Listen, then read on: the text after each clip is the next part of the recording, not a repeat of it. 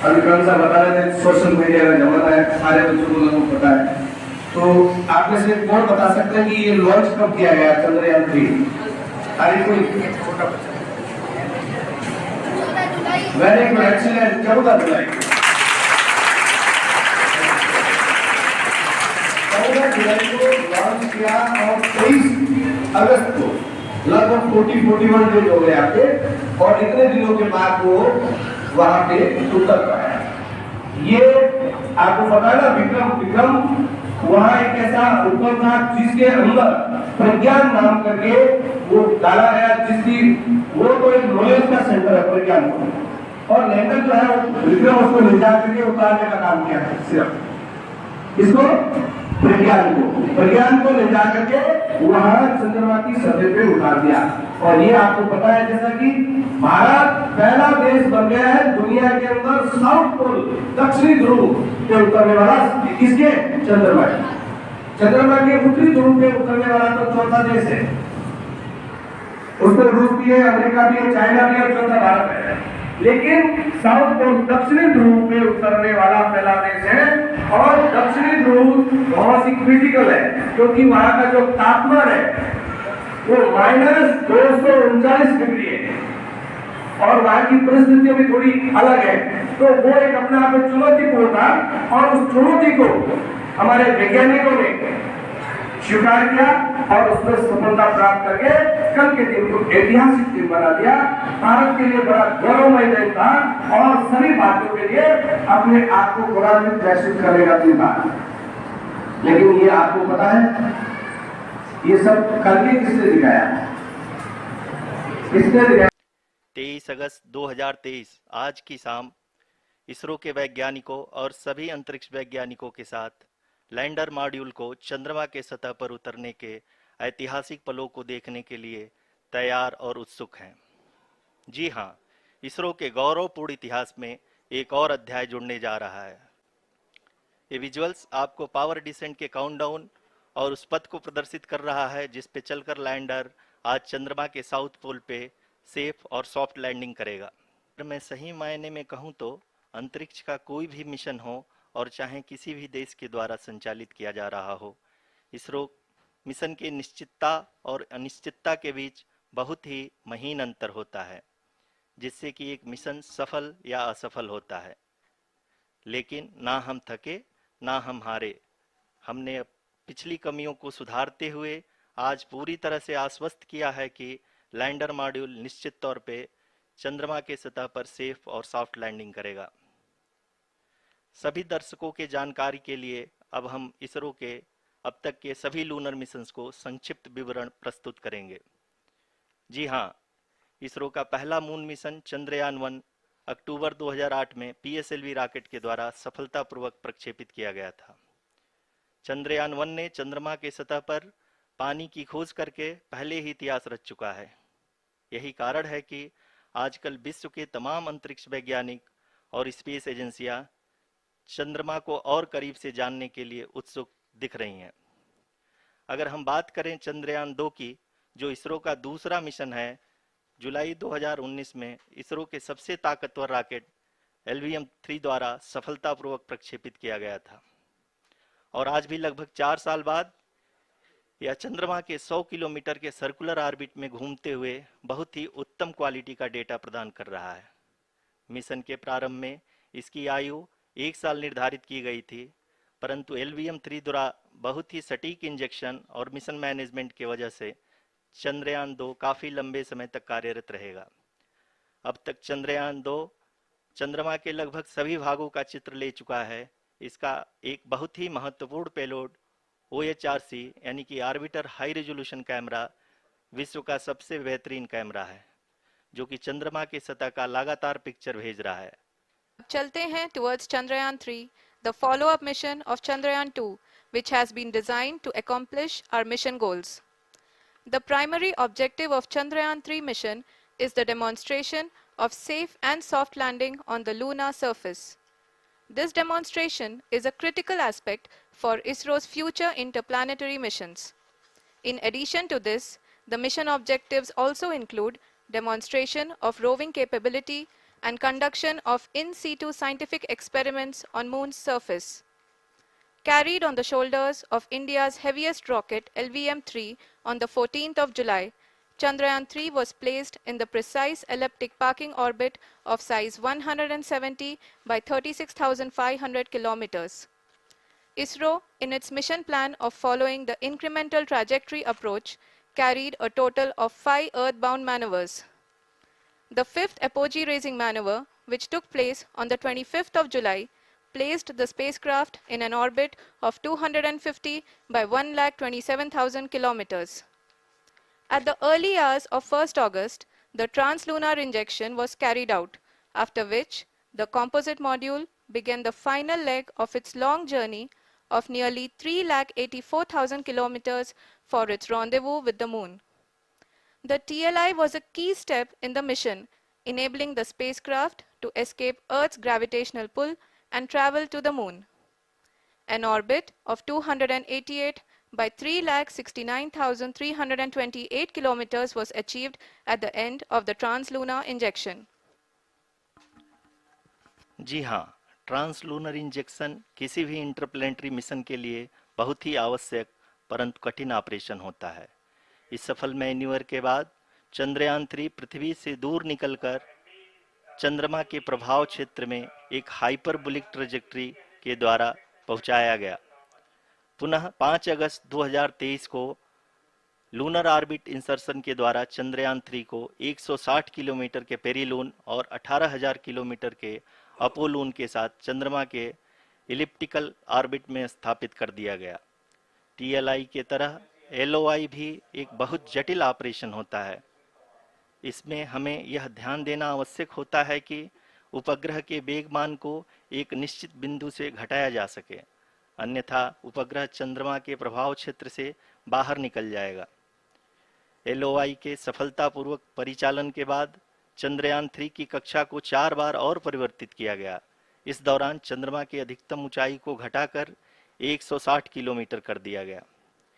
इस पूरी प्रक्रिया में प्रपल्सन मॉड्यूल का लगभग 755 किलोग्राम ईंधन का उपयोग हुआ और चंद्रयान-3 के वेगमान को लगभग 850 मीटर प्रति सेकंड कम कर दिया गया।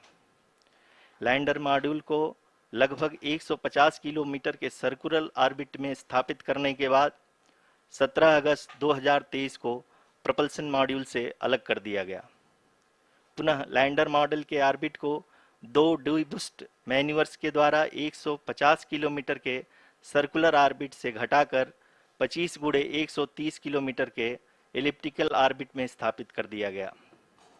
इस दौरान यह भी सुनिश्चित कर दिया गया कि 800 न्यूटन के चारों थ्रोटेबल थ्रस्टर्स पावर डिसेंट के समय किसी भी चुनौती का सामना कर सकें।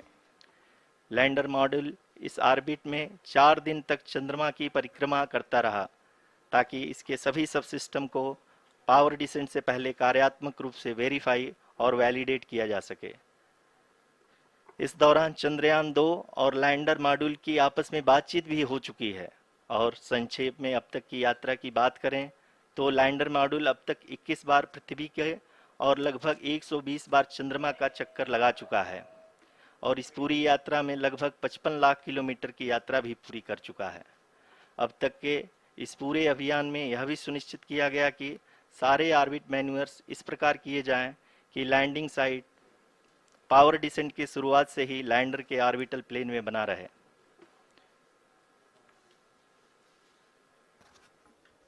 Make it further complicated. That is true indeed. We have arrived at the crucial juncture wherein the orbit plane contains the desired landing site at the start of powered descent. We are also happy to announce that live images from the Chandrayaan-3 lander imager camera is being received continuously. The demonstration of soft landing on the Moon's surface is no ordinary feat due to the innumerable challenges and complexities involved. The lander velocity has to be killed from nearly 6,048 kilometers per hour without any aid from the thin and tenuous Moon's atmosphere. The lunar dust at the time of landing and the craters and boulders scattered over the Moon's surface make it further complicated to achieve this. The new and improved Chandrayaan-3 design has been built after envisaging all the scenarios which the lander module can encounter. With several software improvements provisioned for full-level redundancies, a plethora of special tests, namely the integrated hot test, integrated cold test, and lander leg drop tests were carried out for the lander module. The success of these tests has provided great confidence in the performance of all the onboard sensors, propulsion system, and associated guidance, control, and navigation algorithms. The key findings during the tests have enabled to improve the overall system performance. The largely unexplored south pole of the moon has been chosen as the intended landing site since there is a possibility of finding ice and other minerals which would be vital resources for future explorers. Apart from continuing investigations pioneered by Chandrayaan-1 and Chandrayaan-2, the Chandrayaan-3 mission will also provide invaluable data to the science community around the world. अब हम power descent के बहुत ही करीब आ चुके हैं। हम आपको बताते चलें कि पावर डिसेंट को कुल 4 चरणों में बांटा गया है। सबसे पहले आता है रफ ब्रेकिंग फेज, जिसमें लैंडर की ऊंचाई को चंद्रमा की सतह से 30 किलोमीटर से घटाकर 7.4 किलोमीटर कर दिया जाएगा। इस पूरी प्रक्रिया को पूरा करने में लगभग 11.5 मिनट लगेगा और इसका समानांतर वेग 1680 मीटर प्रति सेकंड से घटाकर 358 मीटर प्रति सेकंड हो जाएगा। Dear viewers, the pivotal power descent has begun and the lander module is propelling towards the moon's surface along the intended trajectory.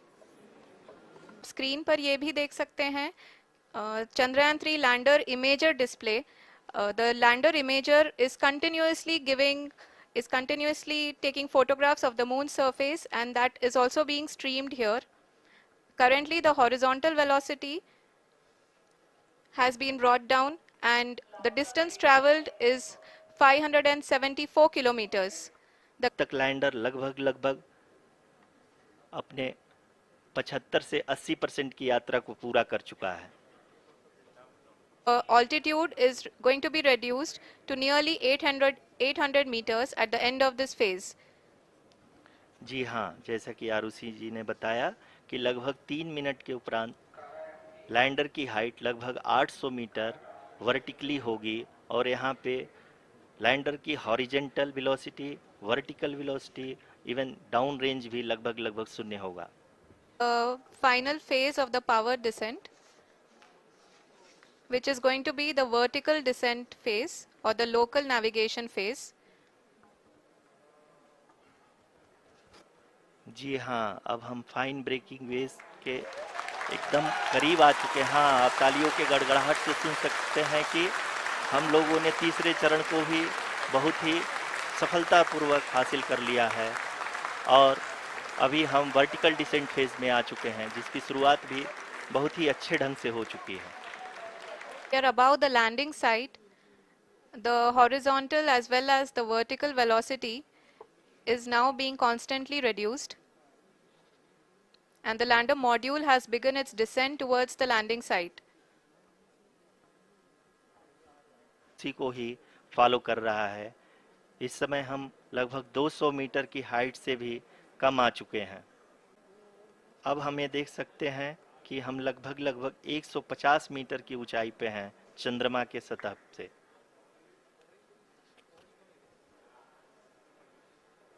We are approaching the vertical descent phase 2, which will have the lander module hovering at nearly 150 meters above the lunar surface. जी हाँ, आप इस तालियों के गड़गड़ाहट को सुन सकते हैं, जो कि सेकेंड हाइब्रिड फेज के कंप्लीट होने के बाद इन सारे वैज्ञानिकों के द्वारा की जा रही है।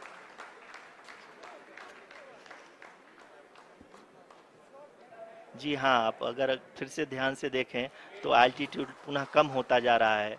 अभी हम लोग लगभग 135 मीटर की ऊंचाई पे हैं। The sensors that are updating at this point are providing confirmation of the safety of the landing site. As expected, the retargeting is going on and this is a very good signature for the lander. अभी आप ये देख सकते हैं कि lander की ऊंचाई लगभग 65 मीटर के आसपास बची हुई है।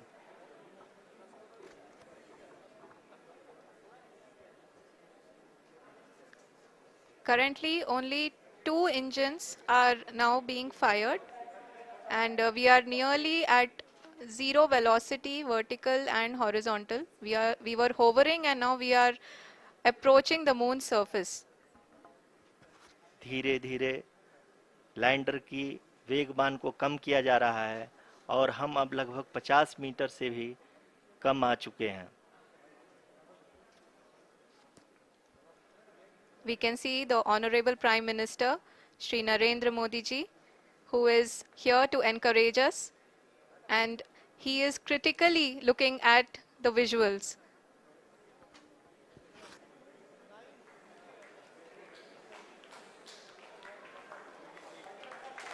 जी हाँ, आप अपनी स्क्रीन पे देख सकते हैं कि हम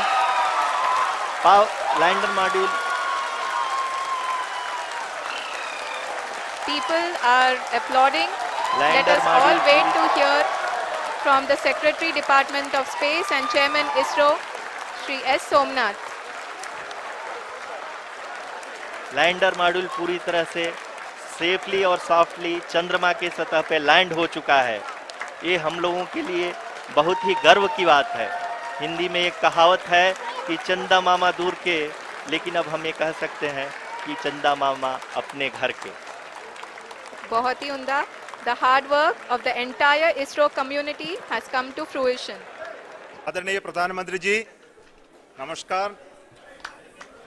Sir, we have achieved soft landing on the moon. India is on the moon.